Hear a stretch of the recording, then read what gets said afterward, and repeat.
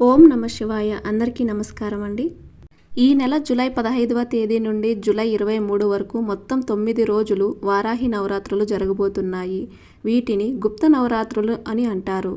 వారాహిదేవికి చాలా శక్తి ఉంటుంది. భక్తితో వారాహి అమ్మవారిని పూజిస్తే చాలు కోరిన కోరికలన్నీ వెంటనే నెరవేరుతాయి. కాబట్టి ఈ వారాహి అమ్మవారి నవరాత్రులలో అమ్మవారిని పూజించి అఖండ రాజయోగాన్ని పొందండి.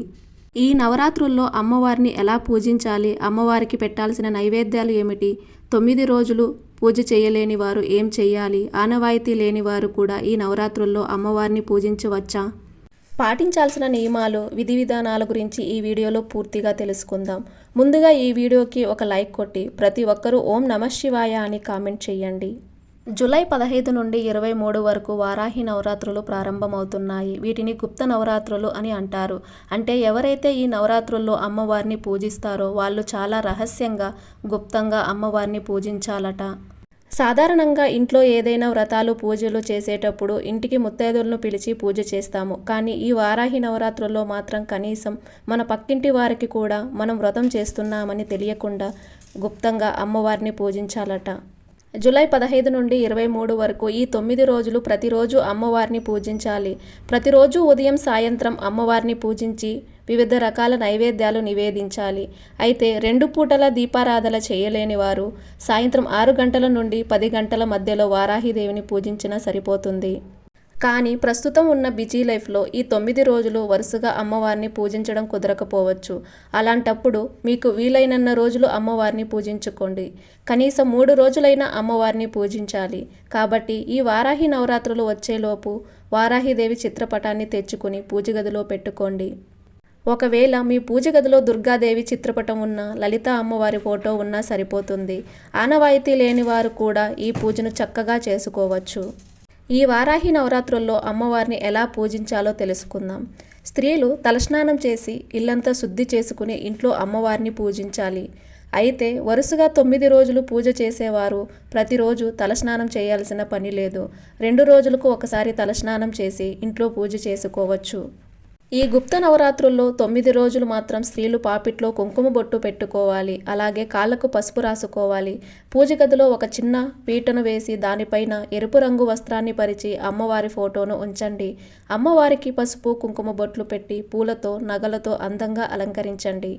ప్రతిరోజు పూజ గదిలో ముగ్గు వేసి వారాహి అమ్మవారిని ఎర్రని పుష్పాలు లేదా నీలం రంగు శంకు పుష్పాలతో అలంకరించి తూర్పు లేదా ఉత్తర దిశ ముఖంగా కూర్చుని పూజ చేయాలి. అమ్మవారికి ఎరుపు రంగు పూలు అంటే మహాప్రీతి. మందార పూలు, ఎర్ర గులాబీ లేదా కనకాంబరాలతో అమ్మవారిని పూజిస్తే ఇంకా మంచిది. నవరాత్రుల్లో మొదటి రోజు మాత్రం ఖచ్చితంగా పూజ చేయాలి. అంటే జూలై 15వ తేదీన మొదటి రోజు ఉదయం లేదా సాయంత్రం పూట మీ కుడి చేతిలో నీళ్లు కొన్ని అక్షంతులు తీసుకొని మీ పేరు, గోత్రం చెప్పుకొని మీ కోరికను మనసులో స్మరిస్తూ ఈ 9 రోజులు వారాహి అమ్మవారిని నిష్ఠతో పూజిస్తాను అని సంకల్పం చెప్పుకోవాలి. అలాగే అమ్మవారి పూజలో కలశ స్థాపన చేస్తే చాలా మంచిది. ఒక చిన్న రాగి చెంబులో నీరు నింపి అందులో కొద్దిగా పసుపు, కుంకుమలు, 1 రూపాయి కాయిన్ వేసి పైన ఒక కొబ్బరికాయను పెట్టి ఈ కలశాన్ని అమ్మవారి పక్కన పెట్టండి. వారాహి అమ్మవారి పూజను ప్రారంభించే ముందు చిన్న పసుపు గణపతిని తయారు చేసి గణపతికి 3 గరిక పోచులు సమర్పించి ఒక చిన్న బెల్లం ముక్కను నైవేద్యంగా పెట్టి పసుపు, కుంకుమలు, పువ్వులు, అక్షంతలతో గణపతిని పూజించి వినాయకుడి అనుమతితో వారాహి పూజను మొదలు పెట్టాలి. ఈ నవరాత్రులలో మీకు వీలైతే నువ్వుల నూనె లేదా ఆవు నెయ్యితో అఖండ దీపం వెలిగించండి. అయితే అఖండ దీపం పెట్టలేని వారు ప్రతిరోజు ఉదయం సాయంత్రం దీపారాధన చేసుకోండి. అమ్మవారి చిత్రపటం పైన ఎర్రటి అక్షంతులు వేస్తూ అష్టోత్తర శతనామావళి చదువుతూ అర్చన చేయాలి. లేదా ఓం వారాహిదేవియే నమః అని 108 సార్లు జపించండి.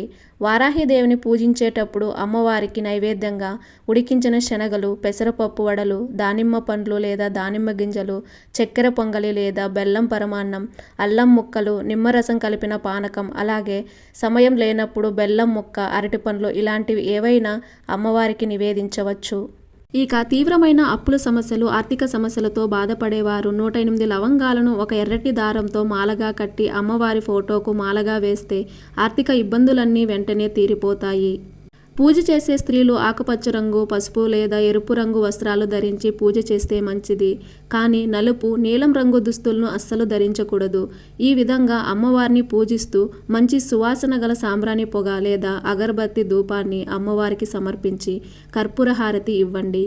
మీరు హారతి తీసుకునేటప్పుడు మీ మనసులో ఉన్న ఒక కోరికను గట్టిగా కోరుకోండి. ఇక పూజ ముగింపులో అమ్మవారికి 2 తమలపాకులు, ఒక ఒక్క, ఒక అరటిపండు మరియు 1 రూపాయి కాయను ఉంచి దక్షిణ తాంబూలంగా సమర్పించాలి. ఇది ముత్తైదులకు సౌభాగ్యాన్ని ఇస్తుంది. పూజలో అమ్మవారికి పెట్టిన నైవేద్యాన్ని కేవలం మీ కుటుంబ సభ్యులు మాత్రమే ప్రసాదంగా తీసుకోవాలి. గుప్త నవరాత్రుల నియమం ప్రకారం ఈ ప్రసాదాన్ని బయట వారికి లేదా పక్కింటి వారికి పంచకూడదు. ఈ గుప్త నవరాత్రుల్లో పగటిపూట చేసే పూజల కన్నా సాయంత్రం వేళల్లో చేసే పూజలకు అత్యంత శక్తి ఉంటుంది.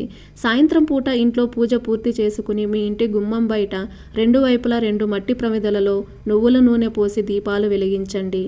ఈ 9 రోజులు ఇంటి గుమ్మం పచ్చగా ఉండాలి. ప్రతినిత్యం ఇంటి గడపలకు పసుపు రాసి కుంకుమ బొట్లు పెట్టి ఇల్లంతా సాంబ్రాణి పొగ వేసుకోండి. ఈ నవరాత్రుల్లో ఏదైనా ఒక రోజు వారాహి అమ్మవారి ఫోటో ముందు కూర్చుని కుంకుమార్చన చేయాలి. పూజ చేసిన కుంకుమను ప్రతిరోజు ఇల్లాలు తన నుదుటిన ధరిస్తే దీర్ఘ సుమంగళి యోగం కలుగుతుంది.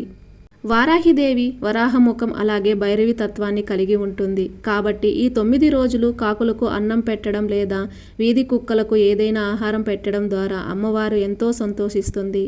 ఇక సంతానం కోసం ఎదురుచూసే దంపతులు ఈ నవరాత్రుల్లో ప్రతిరోజు అమ్మవారికి 5 ఎండు ఖర్జూరాలు నైవేద్యంగా పెట్టి పూజ తర్వాత ఆ ప్రసాదాన్ని భార్యాభర్తలు స్వీకరిస్తే సంతాన ప్రాప్తి కలుగుతుంది.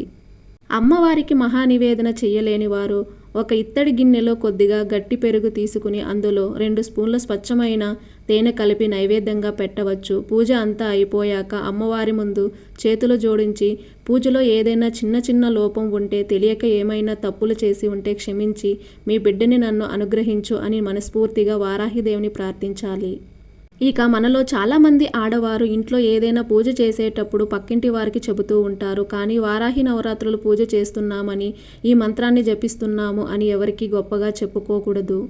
ఈ 9 రోజులు పూర్తిగా సాత్విక ఆహారం తీసుకోవాలి. ఉల్లిపాయ, వెల్లుల్లి, మాంసాహారానికి దూరంగా ఉండాలి. అలాగే నవరాత్రులు ముగిసే వరకు బ్రహ్మచర్యాన్ని పాటించడం తప్పనిసరి. ఈ 9 రోజులు నెలసరి వస్తే పూజ చేయకూడదు. ఇంట్లో మిగతా వారు చేసుకోవచ్చు. అలాగే ఈ 9 రోజులు మీ ఇంటిని, మీ పూజ గదిని శుభ్రంగా ఉంచుకోండి. నవరాత్రుల చివరి రోజున ఒక నిమ్మకాయను కోసి దానికి కుంకుమ రాసి మీ ఇంటికి దిష్టి తీసి బయట పారేయాలి. ఇలా చేస్తే నవరాత్రుల్లో మీ ఇంటికి వచ్చిన లక్ష్మీ కళకు దిష్టి తగలకుండా కాపాడుతుంది. ఇక వారాహిదేవిని పూజిస్తున్నంతసేపు ఎవరితోనూ మాట్లాడకూడదు. మానసిక మౌనంతో చేసే పూజను అమ్మవారు త్వరగా స్వీకరిస్తుంది. వారాహి అమ్మవారు న్యాయానికి, సత్యానికి ప్రతీక. ఈ 9 రోజులు అబద్ధాలు చెప్పడం, ఇతరులను నిందించడం, ఎవరికైనా కీడు తలపెట్టడం వంటివి చెయ్యకూడదు. అలాగే ఈ 9 రోజులు జుట్టు కత్తిరించడం, గోళ్లు కత్తిరించడం చెయ్యకూడదు. ఈ వీడియో మీకు నచ్చినట్లయితే ఒక లైక్ కొట్టి మన ఛానల్ని సబ్స్క్రైబ్ చేసుకుని మీకున్న ధర్మ సందేహాలకు మాకు కామెంట్ ద్వారా తెలియజేయండి. ఓం నమః శివాయ.